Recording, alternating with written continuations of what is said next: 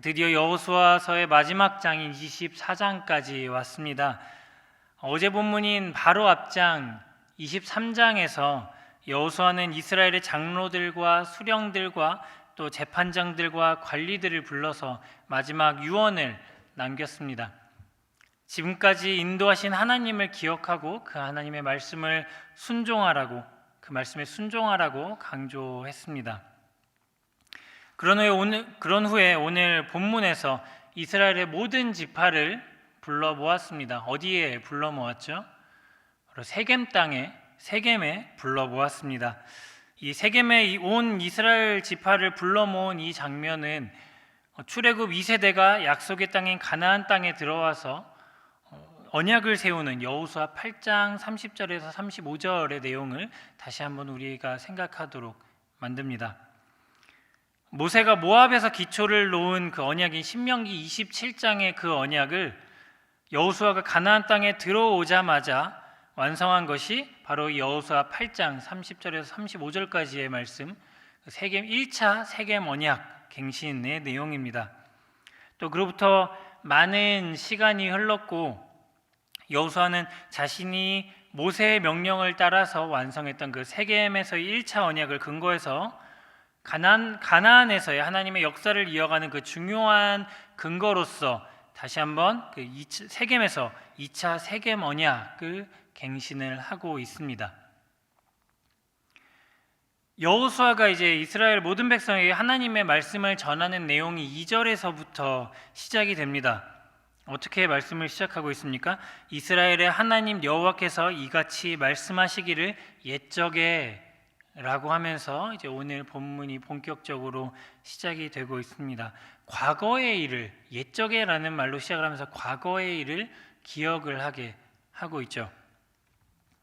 언뜻 보면 이 내용만 놓고 보면 여호수아의 유언이 기록된 23장의 내용과 굉장히 흡사합니다. 과거에 있었던 일들을 언급을 하고 또 하나님의 말씀을 순종하십시오, 하나님의 말씀을 따르십시오, 하나님만 섬기십시오 라고 하는 내용만 보면 굉장히 23장의 내용과 비슷합니다. 하지만 그 자세히 보면 23장의 내용은 여호수아의 개인적인 유언의 성격이 강한 반면에 오늘 본문은 이스라엘의 하나님 여호와께서 이같이 말씀하시기를 이라는 표현으로 하나님께서 하신 말씀을 여호수아가 인용하는 형식을 취하고 있습니다.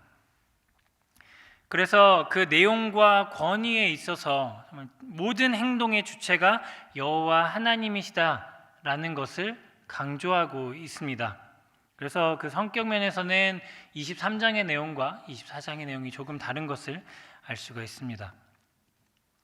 또한 세겜에서 언약을 세우고 또 모든 백성이 각자의 땅으로 돌아가는 내용이 기록된 이 24장의 28절까지의 내용, 총 28절, 28구절의 내용에서 과거를 기억하게 하는 내용이 총 12절에 걸쳐서 나오고 있습니다. 28절의 내용 중에서 12절을 과거의 내용을 회상하는 데 할애하고 있습니다. 이것은 하나님이 역사적으로 이스라엘의 족장 시대부터 애굽의 삶을 거쳐서 출애굽과 또 광야의 여행, 또 가나안 정복이라는 그 긴 여정을 통해서 얼마나 많은 은혜를 베푸셨는지, 어떻게 은혜를 베푸셨는지 보여주고 강조하고 있는 것을 이 내용의 분량에서 다시 한번 확인을 할 수가 있게 만들어주고 있습니다. 그 내용이 어떤 내용인지 우리가 빠르게 읽었는데 간단하게 내용을 다시 한번 살펴보면 아브라함의 아버지 데라의 이야기부터 시작을 하고 있습니다. 아브라함의 아버지 데라부터 시작해서 야곱이 애굽으로 들어간 일, 또 출애굽과 홍해 사건, 또 모압 왕 발락과 발람의 이야기가 있는 요단 동편의 이야기, 또 가나안의 7족속과 싸웠던 요단 서편의 이야기까지 해서 그 모든 과정에 있어서 베풀어 주셨던 하나님의 은혜의 역사를 다시 한번 언급을 하고 있습니다. 왜 과거 이야기를 이렇게 길게 하신 걸까요? 그냥 짧게 너희와 함께 하셨다, 지금까지 너희의 모든 역사에서 하나님께서 함께 하셨다라고 말씀하셔도 충분할 내용인 것 같은데 왜 이렇게 28절 중에서 12절이라는 많은 부분에 걸쳐서 길게 자세하게 과거의 내용을 언급을 하고 있는 것일까요? 하나님께서는 이스라엘 백성이 기억하기 원하셨습니다. 하나님께서 함께 하신 그들의 과거를 기억하기 원하셨습니다. 그들의 모든 여정에 있어서, 그들의 모든 인생에 있어서 모든 일을 하나님께서 직접 하셨다는 것을 기억하기 원하셨습니다. 하나님께서 이스라엘의 족상들을 선택하신 일, 또 그들로 큰 민족을 이루게 하시고, 또 어떻게 그들을 애굽에서 꺼내시고 가나안에서 어떻게 행하셨는지 그 모든 일들을 자세하게 언급하시면서 그것을 기억하기 원하셨습니다. 이 모든 내용에 있어서 이 과정들을 돌아보면 비록 우리가 이해하기 힘든 부분들도 상당히 많습니다. 성경을 읽다 보면 왜 하나님께서 이렇게 하셨을까? 이렇게 좀 좋게 평탄한 길로 하셨으면 좋았을 텐데 왜 이렇게 어렵게 하셨을까라고 우리가 이해되지 않는 부분들도 상당히 많습니다. 하지만 그것들조차 하나님께서 계획하시고 인도하신 일이고 하나님께서 함께 하셨다는 것을 기억하기 원하셨습니다. 오늘 본문에서도 그런 이해되지 않는 부분이 저는 읽으면서 이거였지라는 부분이 하나가 있었습니다. 바로 4절의 말씀입니다. 4절에서 뭐라고 말씀을 하셨습니까? 이삭에게는 야곱과 에서를 주었고 에서에게는 세일산을 소유로 주었으나 야곱과 그의 자손들은 애굽으로 내려갔으므로. 에서의 후손에게는 세일산을, 그 땅을 소유로 주셨습니다. 하지만 그 성경의 역사를 쭉 이렇게 이끌어 나가는 야곱에게는 그 땅을 기업으로 소유로 주시지 않고 오히려 애굽으로 인도하셨다고 말씀을 하고 계십니다. 어떻게 보면 하나님께서 직접 고난과 고통의 현장으로 민족을 이끌고 가신 것이죠. 왜 그러셨습니까? 대체 왜 그러셨습니까? 하나님께서 에서를 더 사랑하셨기 때문입니까? 물론 에서도 사랑하셨죠, 하나님께서는. 네, 에서가 더 복을 받았고 에서가 더 사랑을 받았고 그래서 에서에게는 땅을 소유로 주시고 야곱에게는 땅을 소유로 주지 않으시고 그런 것이 결코 아닙니다. 하나님께서는 자신의 더 원대한 목적을 위해서 사용하시려고 야곱을 선택하시고 인도하신 것입니다. 우리의 인생에도 어두움의 순간은 찾아옵니다. 자주 많이 찾아오기도 하죠. 하지만 이것은 어떤 의미에서 다른 것 때문에 자신의 백성을 잊으시거나 방치하시거나 아니면 그냥 저버리신 것을 의미하지 않습니다. 어떤 분들은 지금 그런 시간을 겪고 계신 분들도 계실 거라고 생각을 합니다. 하지만 지금 이 순간이 하나님께서 우리를 잊으시거나 우리를 그냥 홀로 내버려 두신 그런 순간이 아니라는 것입니다. 하나님께서는 지금 이 순간에도 분명히 우리를 향한 분명한 계획을 가지고 계시고 지금도 여전히 우리를 인도하고 계십니다. 지금까지 인도하신 것처럼 분명히 지금도 그렇게 인도를 하고 계십니다. 하나님의 그 위대한 일을 위해서 여러분을, 우리 모두를 선택하시고 사용하고 계시다는 것을 믿으시기 바랍니다. 그러면서 7절 말씀에서 뭐라고 말씀하셨습니까? 그 후반절에 이렇게 말씀하십니다. 내가 애굽에서 행한 일을 너희 눈이 보았으며. 그 어두움의 순간에, 고통의 순간에 이스라엘 백성들은 분명 하나님께서 일하시는 것을 분명히 그들의 눈으로 보았습니다. 그냥 그들과 상관없는 막연한 옛날 이야기, 아니면 저 다른 민족의 이야기, 아니면은 옛날 그 조상의 이야기가 아니라 그들이 직접 겪고 눈으로 보았다고 하나님께서 말씀을 하고 계십니다. 하나님께서는 오늘 우리에게도 동일하게 말씀을 하고 계십니다. 여러분의 인생의 어두운 순간에도 우리에게 행하신 일들을 우리가 우리의 눈으로 보았다고 하나님께서 말씀을 하고 계십니다. 약간 못 봤어? 나 분명히 했는데 잘 기억해봐. 내가 이렇게 좀 했거든? 기억 안 나? 그래도 내가 했어. 이 정도로 끝나는 게 아니라 분명히 내가 너희의 인생에서 행한 일을 너희 눈으로 보았다라고 강하게 선포하고 계십니다. 하나님께서 분명히 우리에게 보여주셨습니다. 하나님께서 일하고 계시다는 것을 우리에게 보여주셨습니다. 그리고 우리는 그것을 겪고 보았습니다. 믿으십니까? 비록 고난의 현장이 우리를 압도하고 괴롭히고 눈을 가려서 아무것도 볼 수 없게 만들기도 하지만 또 그 고통의 현장 가운데서 당장 아무것도 들리지 않는 것 같지만 하나님께서는 우리에게 강하게 선포하십니다. 내가 함께 있었고 너희를 위해서 일했다. 내가 지금 너희와 함께하고 있고 너희를 위해서 일하고 있다. 그리고 너희 눈이 그것을 보았고 지금도 보고 있다. 이렇게 말씀하고 계십니다. 제가 한때 굉장히, 물론 지금도 좋아하는 찬양인데 되게 옛날 찬양입니다. 많은 분들이 좀 알고 계실 수 있는데 왜 나만 겪는 고난이냐고 라는 가사를 보면 너무 견디기 힘든 지금 이 순간에도 주님이 일하고 계시잖아요 라고 고백하고 있지 않습니까? 분명히 지금 이 순간에도 하나님은 일하고 계십니다. 하나님은 한 가지를 더 강조하고 계십니다. 이스라엘의 모든 역사가 그들의 힘으로나 그들의 능력으로 된 것이 아니라 하나님의 능력과 일하심으로 되었다는 것을 강조하고 계십니다. 함께 11절과 12절의 말씀을 읽어보도록 하겠습니다. 11절과 12절 말씀입니다. 시작.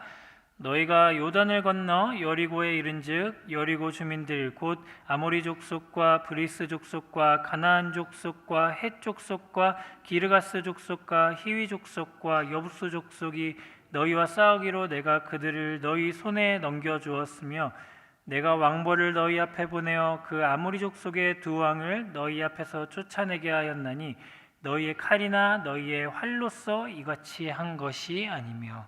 아멘.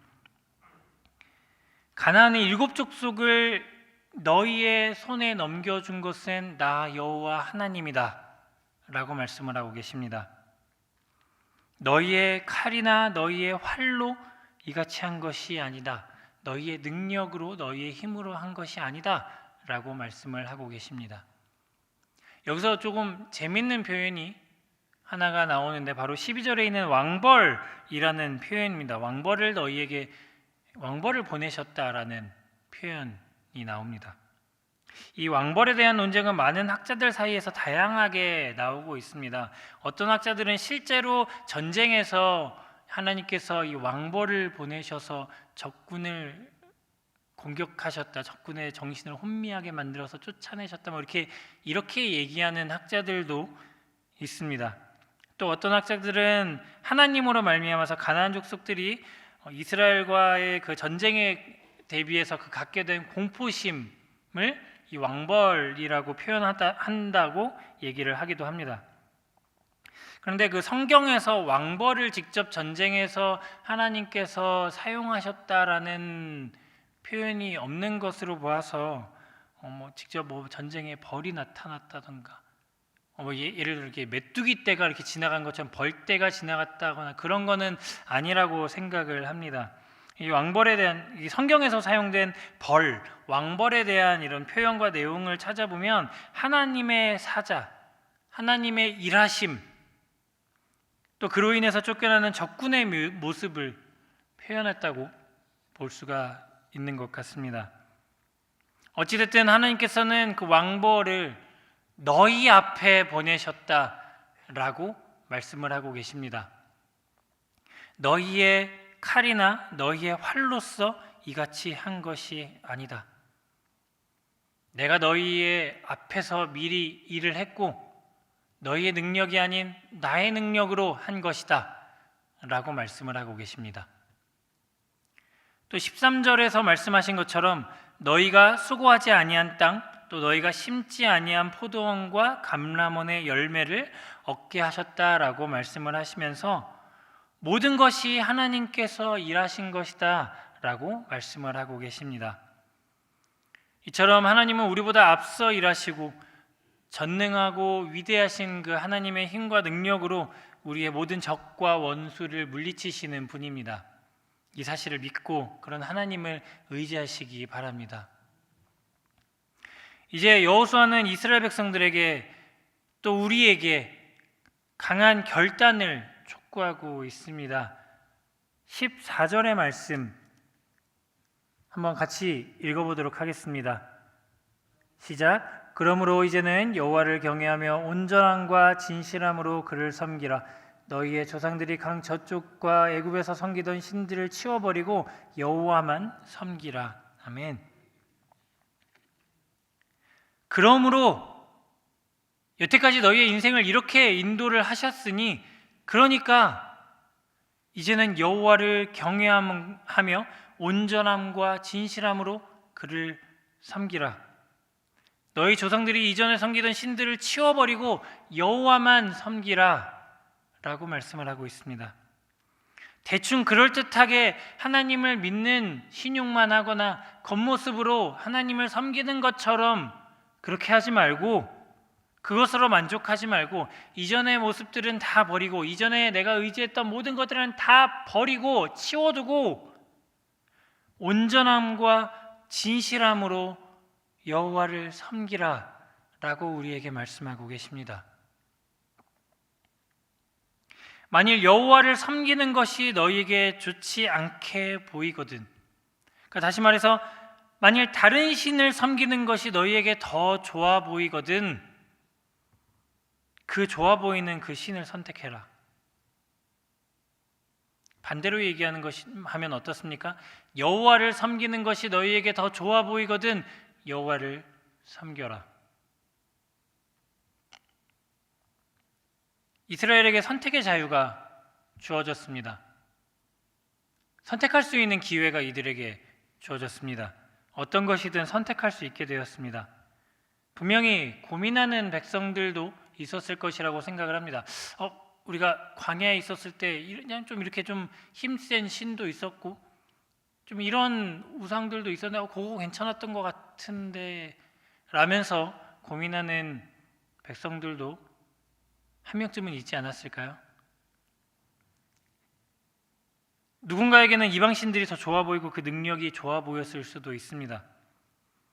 하지만 그 모든 일을 똑같이 겪었던 여호수아는 그들 앞에서 강하게 선포하고 있습니다. 단호하게 선포하고 있습니다. 지도자 여호수아가 먼저 앞에 나서서 단호하게 선포를 합니다. 오직 나와 내 집은 여호와를 섬기겠노라. 나와 내 집은 이미 하나님만 섬기기로 선택했다. 오직 하나님만 섬길 것이다. 여러분에게 선택의 자유가 주어졌습니다. 여러분은 어느 것이든 선택을 할 수가 있습니다. 지금까지 우리가 가끔이라도 의지를 하고 아니면 혹은 직접 의지를 하지 않았더라도 괜찮아 보이는데 라고 의지하고 싶었던 세상의 방법, 세상의 능력, 세상의 것들 좋아 보이거든 그걸 선택하십시오. 그런데 지금까지 여러분의 인생을 인도하시고 일하신 하나님의 모든 것들과 세상의 방법, 세상에서 먹히는 것들을 비교해 봤을 때 우월하다고 생각되는 것이 있다면 그것을 선택을 하십시오. 분명 그 세상의 어떤 것보다 전능하시고 위대하시고 강하신 것은 우리 하나님입니다. 저와 저희 집은 여호와를 섬길 것입니다. 여러분도 선택을 하십시오.